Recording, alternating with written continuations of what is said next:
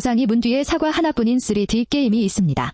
배트로 볼을 떨어뜨리고 볼로 센서를 누르고 문을 연 뒤에야 사과를 얻는 식입니다. 화면에는 방 일부만 보이고 물체 위치와 색도 매번 달라집니다. 당시 강력한 리커런트 강화학습 R2D2는 하드8 8개, 과제에서 하나도 성공하지 못했습니다. 같은 100개의 인간 시연으로 학습한 비헤이비어 클로닝과 DQFD도 성공 기준을 통과하지 못했습니다.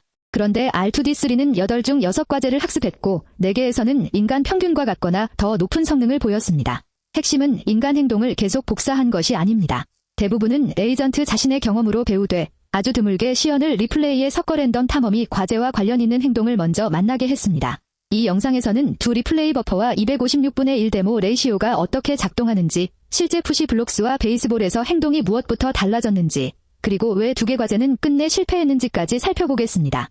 하드8는 스파스 리워드, 파셜 옵저버빌리티, 하일리 베리어블 이니셜 컨디션즈를 한꺼번에 묶은 DM 랩 과제입니다. 에이전트의 시야는 1인칭 화면뿐이고 성공 전에 거쳐야 하는 행동은 길며 에피소드마다 물체 모양과 색과 위치가 달라집니다. 푸시 블록스에서는 여러 상자 중 센서와 색이 맞는 상자를 바닥 홈까지 밀어야 문이 열립니다. 틀린 상자를 홈에 넣으면 그 에피소드는 더 이상 해결할 수 없습니다. 리멤버 센서에서는 시작 지점의 센서 색을 기억한 채 긴 복도를 지나 같은 색 블록을 골라 돌아와야 합니다. 이런 환경에서 단순 랜덤 액션은 배트를 짚거나 상자를 밀 수는 있어도 그 행동들을 올바른 순서로 이어 사과까지 도달하기 어렵습니다. 리워드가 마지막에만 오므로 중간 행동이 유용했다는 신호도 없습니다. 논문의 질문은 명확합니다. 제한된 인간 시연을 그대로 외우지 않고 에이전트가 자기 탐험을 계속하면서도 유용한 행동 공간을 먼저 찾게 만들 수 있는가입니다. 베이스볼 과제의 성공 사슬을 보면 탐험이 왜 어려운지 바로 드러납니다. 먼저 방에서 배트를 찾아 짚습니다. 배트를 들고 높은 플린스 위에 볼을 쳐서 떨어뜨립니다. 떨어진 볼을 다시 집어 센서에 가져가 작동시킵니다. 센서가 문을 열면 옆방으로 이동해 마지막 라지 F를 수집합니다. 논문은 이 과정을 배트 보유, 배트 들기, 볼 타격, 센서 활성화, 애플 수집이라는 마일스톤으로 사후 분석했습니다. 이 마일스톤은 학습 중 에이전트에게 서브골이나 리워드로 제공되지 않았습니다. 오직 최종 사과 보상만 주어졌습니다. 따라서 성공 에피소드가 나오기 전에는 일반 강화학습이 배트를 집은 행동을 좋은 선택으로 구분할 직접 근거가 없습니다. 인간 시연에는 이 순서가 들어있지만 물체 위치가 매번 달라 단순한 스크린 투 액션 복사도 일반화하기 어렵습니다. R2D3의 목적은 시연의 정확한 궤적을 외우는 대신 배트와 볼과 센서에 상호작용하는 행동을 에이전트의 자체 탐험에서 더 자주 시도하게 만드는 것입니다. R2D3는 R2D2의 디스트리뷰티드 리커런트 큐 러닝 위에 두 번째 리플레이 버퍼를 추가합니다. 256개 액터가 각자 환경을 돌며 만든 트라젝터리는 에이전트 리플레이로 들어갑니다.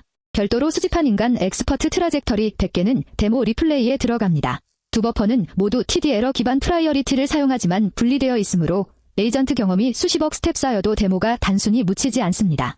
러너는 배치의 각 항목마다 확률로로 데모 리플레이를 선택하고 나머지는 에이전트 리플레이에서 뽑습니다.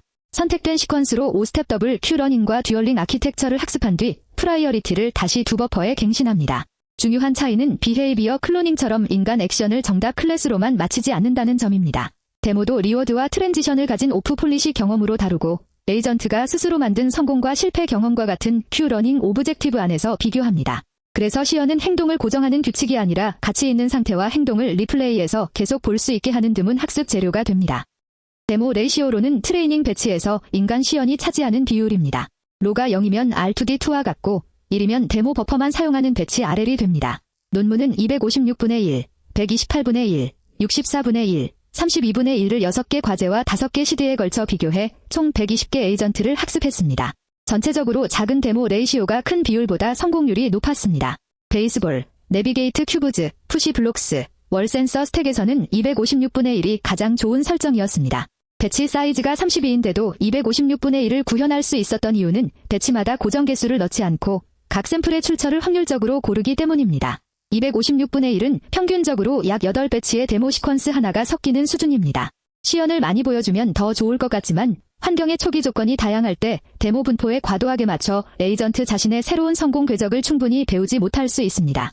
이 논문의 핵심 발견은 데모가 많을수록 좋은 것이 아니라 0보다 크면서도 매우 작은 비율을 정밀하게 조절해야 한다는 것입니다. 실험의 데이터 규모도 함께 봐야 합니다. R2D3, R2D2, DQFD는 256개의 CPU 액터와 하나의 GPU 러너를 사용했고 각 과제를 최소 100억 액터 스텝 학습했습니다.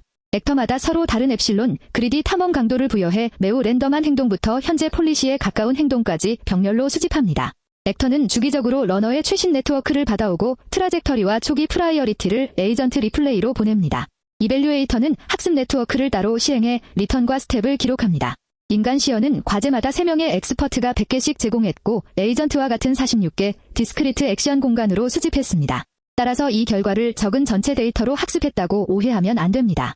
시연은 100개로 작지만 자율 탐험은 수십억 스텝입니다. 논문의 효율성은 전체 환경 상호작용을 줄였다는 뜻보다 랜덤 익스플로레이션만으로는 리워드를 한 번도 못 본 문제에서 소량의 데모가 수집 방향을 바꿨다는 의미입니다. 부분 관측 게임에서는 현재 화면만으로 이전에 본 센서 3기나 들고 온 물체를 알 수 없습니다. 그래서 R2D3는 리커런트 네트워크의 히든 스테이트에 과거 정보를 남깁니다. 하지만 오래된 리플레이 시퀀스를 다시 학습할 때 히든 스테이트를 0으로 시작하면 에피소드 중간 장면의 문맥이 사라집니다. 논문은 리플레이에 길이 80인 시퀀스를 저장하고 인접 시퀀스를 40스텝 겹치게 했습니다. 학습 때 첫 40스텝은 번인으로만 흘려 LSTM 스테이트를 복구하고 로스는 마지막 40스텝에만 적용합니다. 시퀀스는 에피소드 경계를 넘지 않습니다. 스테일 리커런트 스테이트를 리플레이에 함께 저장하는 대안도 시험했지만 메인 세팅에서는 제로 이니셜라이제이션과 번인보다 좋아지지 않았습니다. 이 설계는 기억을 사용하는 에이전트에게 트랜지션 한 장씩 랜덤 샘플링하는 방식이 충분하지 않다는 점을 보여줍니다. 어떤 액션의 가치는 현재 픽셀뿐 아니라 그 장면에 도달하기까지의 시퀀스와 함께 다시 재생되어야 합니다. 논문은 R2D3를 서로 다른 실패 원인을 가진 3개 베이스라인과 비교했습니다. 비헤이비어 클로닝은 같은 100개 시연으로 리커런트 폴리시를 슈퍼바이즈드 러닝하지만 에이전트가 만든 새로운 상태에서 회복하는 법을 배우기 어렵습니다. R2D2는 리커런트 디스트리뷰티드 RL과 프라이어리타이즈드 리플레이를 갖췄지만 데모 레이시오가 0이라 최종 리워드로 가는 행동사슬을 발견하지 못했습니다. DQFD는 데몬스트레이션을 쓰지만 리커런트 헤드가 없는 피드포워드 구조라 긴 기억 요구에 취약합니다. 피겨오의 성공 기준에서 세 베이스라인 모두 8개 과제를 하나도 풀지 못했습니다. R2D2는 모든 과제에서 양의 리워드조차 얻지 못했고 BC와 DQFD는 일부 드로브리지와 내비게이트 큐브즈 에피소드에서 드물게 리워드를 받지만 안정적인 에이전트가 되지 못했습니다. 반면 R2D3는 8 중 6을 학습하고 베이스볼, 드로브리지, 내비게이트 큐브즈, 월 센서에서 인간 평균과 같거나 높았습니다. 리커런스와 데몬스트레이션이 함께 있어야 했다는 강한 어블레이션입니다. R2D3가 왜 좋아졌는지는 푸시 블록스 행동 분석에서 가장 잘 보입니다. 정답은 센서와 같은 색 블록을 바닥 홈까지 미는 것입니다. 약 50억 스텝 시점은 R2D3도 아직 이 과제를 안정적으로 풀기 훨씬 전이고 리워드 기반 학습이 본격적으로 시작되는 약 200억 스텝보다 이릅니다. 연구진은 200에피소드의 위치 궤적과 블록 이동 거리를 기록했습니다. R2D2는 방 전체를 랜덤 워크처럼 퍼져다니고 블록을 거의 밀지 않았습니다. R2D3는 벽에서 떨어진 과제 관련 영역에 더 오래 머물렀고 움직일 수 있는 블록을 훨씬 자주 밀었습니다. 아직 사과 리워드를 얻지 못했는데도 인간 시연에 있던 행동 요소가 자율 탐험에서 먼저 나타난 것입니다. 데모가 정답 트라젝터리를 그대로 재생한 것이 아니라 폴리시가 어떤 물체와 상호작용할지에 바이어스를 만든다는 설명과 맞습니다. 스코어 커브만 봤다면 리워드가 0인 두 에이전트를 똑같다고 판단했겠지만 행동 로그는 학습의 방향이 이미 달라졌음을 보여줍니다. 베이스볼에서도 연구진은 최종 리워드 대신 행동 마일스톤을 분석했습니다. 5억 스텝에서 R2D2와 R2D3 모두 200개 평가 에피소드 동안 리워드를 한 번도 얻지 못했습니다. 그러나 R2D3는 이미 배트를 짚고 들어 올리는 행동을 자주 했고 R2D2는 배트와 거의 상호작용하지 않았습니다. 40억 스텝에서는 5개 R2D3 시드 중 3개가 거의 모든 에피소드에서 리워드를 얻었고 이 에이전트들은 더 짧고 효율적인 트라젝터리로 인간 수행을 넘어섰습니다. 가장 어려운 보틀렉은 배트로 플린스 위 볼을 떨어뜨리는 행동이었습니다. 두 시드는 이 단계를 충분히 배우지 못해 전체 성공으로 이어지지 않았습니다. 이렇게 마일스톤별 성공률을 보면 단순히 에이전트가 인간 영상을 복사했다고 말할 수 없습니다. 시연에서 본 배트 관련 행동을 먼저 탐험하고 리워드가 발견된 뒤에는 큐러닝으로 더 효율적인 회전과 타격을 다듬었습니다. 게임 적용에서는 최종 스코어와 함께 핵심 인터랙션 체인의 각 단계 도달률을 측정해야 같은 분석이 가능합니다. R2D3는 데몬스트레이션에만 묵이지 않았습니다. 베이스볼에서는 사람이 키보드와 마우스로 배트 방향을 정밀하게 회전하기 어려웠지만 에이전트는 반복 학습으로 더 매끄러운 타격을 만들어 인간보다 짧은 에피소드를 달성했습니다. 월 센서 스택의 원래 의도는 블록 2개를 쌓아 하나가 벽 센서를 계속 누르게 만드는 것이었습니다. 모든 인간 시연도 그 방법을 사용했습니다. 하지만 환경 구현에는 키 오브젝트를 센서에 아주 정밀하게 누르면 접촉이 끊겨도 센서가 켜진 채 남는 버그가 있었습니다. R2D3는 데모에 없던 이 방법을 발견해 슈퍼휴먼 스코어를 냈습니다.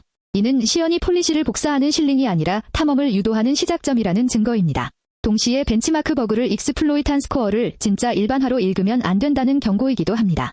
연구진은 버그를 고친 뒤 올바른 스태킹 행동도 학습할 수 있음을 추가로 확인했습니다. 행동 영상을 보지 않았다면 높은 스코어가 의도된 전략인지 익스플로잇인지 구분할 수 없었을 것입니다.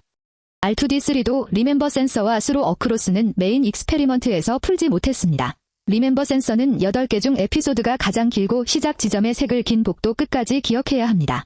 첫 40스텝번 인만으로는 필요한 LSTM 컨텍스트를 충분히 복구하지 못했을 가능성이 있습니다. 연구진은 액션 리피트를 사로 높여 에피소드를 줄이고 스테일 LSTM 스테이트를 사용했을 때 가끔 성공하는 합리적 행동이 나타남을 확인했습니다.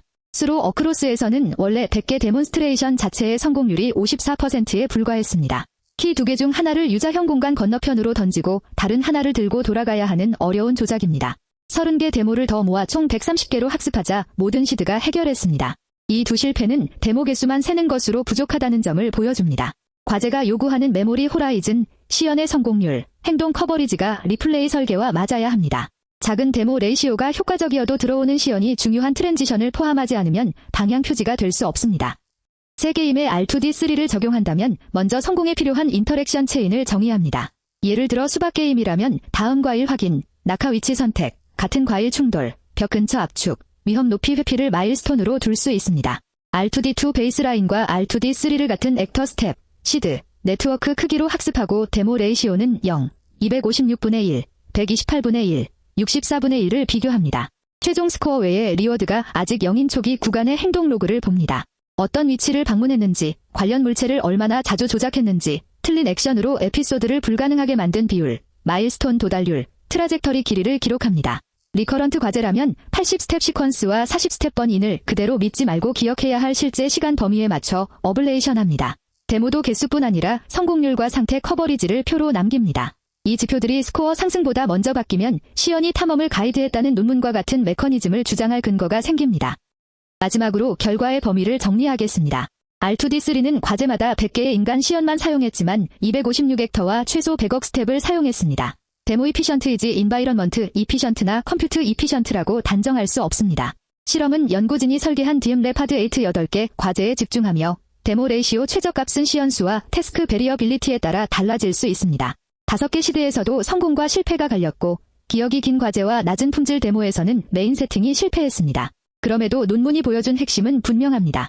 스파스 리워드 게임에서 인간 트라젝터리를 폴리시 복사의 정답으로만 쓰지 않고 별도의 프라이어리타이즈드 리플레이에서 아주 낮은 비율로 섞으면 에이전트의 자율 탐험이 과제 관련 물체와 행동을 더 일찍 만날 수 있습니다. 그리고 이 효과는 최종 스코어보다 푸시 블록스의 위치 분포, 블록 이동거리, 베이스볼 마일스톤처럼 구체적인 행동에서 먼저 드러납니다. 새 게임에서 R2D3를 평가할 때도 높은 점수 한 줄보다 이 행동 사슬을 공개해야 합니다.